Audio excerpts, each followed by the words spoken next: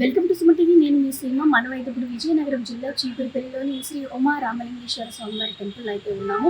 ఇక్కడ సహస్ర ఘట్టాభిషేక కార్యక్రమం చాలా ఘనంగా నిర్వహిస్తున్నారు ఆలయ కమిటీ సభ్యులు, అలానే ఆలయ అర్చకులు కూడా. ఎందుకంటే వర్షాభావ పరిస్థితులు తగ్గడం వల్ల వర్షాలు బాగా కురవాలి, పాడి పంటలు అభివృద్ధి చెందాలని కోరుకుంటూ చీపురుపల్లి గ్రామస్తులు, ప్రజలు అందరూ కూడా పాల్గొని నీలకంఠేశ్వరిని ప్రసన్నం చేసుకునేందుకు చాలా ఘనంగా పూజా కార్యక్రమాలు అయితే ఇక్కడ నిర్వహిస్తున్నారు. ఒక్కసారి ఆ పూజా కార్యక్రమాలు అలానే విశేషాలు కూడా చూసొద్దాం రండి.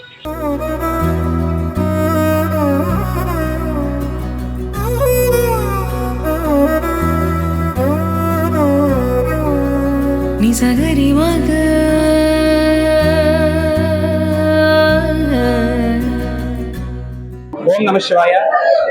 ఈరోజు మన ప్రాంతంలో సకాలంలో వర్షాలు పడకపోవడం వలన శ్రీ నీలకంఠేశ్వర దేవస్థానంలో సహస్ర ఘటాభిషేకం చేయడానికి నిర్ణయించాం.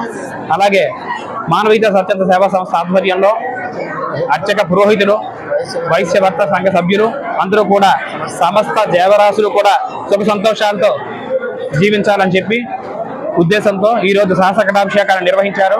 అలాగే భక్తులందరూ కూడా తమ వంతుగా సహస్ర కలశాభిషేకంలో పాల్గొని తమ వంతుగా జలాన్ని స్వామివారికి అర్పిస్తూ మనసారా కూడా వర్షాలు సకాలంలో పడాలని అందరూ కూడా కోరుకుంటున్నారు. చూస్తారు కదా, నీలకంఠేశ్వరుడి మహిమ చీపురుపల్లి ప్రజలు అలానే మొత్తం ఈ ఎవరైతే ఉన్నారో మన దేశంలో అందరిపై కూడా ఆయన కరుణా కటాక్షాలు ఉండాలి అని కోరుకుంటూ అందరూ కూడా సుఖ సంతోషాలతో వర్ధిల్లాలని చెప్తూ మహిళలు అయితే 1016 కలశాలతో అభిషేక కార్యక్రమాలు అయితే నిర్వహించారు.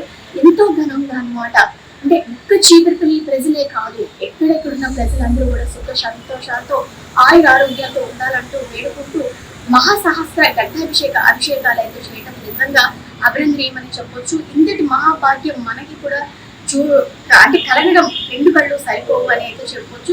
మీరు కూడా ఆ మహాశివుడి ఆశీస్సులు పొందారని ఆశిస్తూ కెమెరా పర్సన్ ప్రసాద్ తో సీమా, సుమన్ టీవీ, విజయనగరం.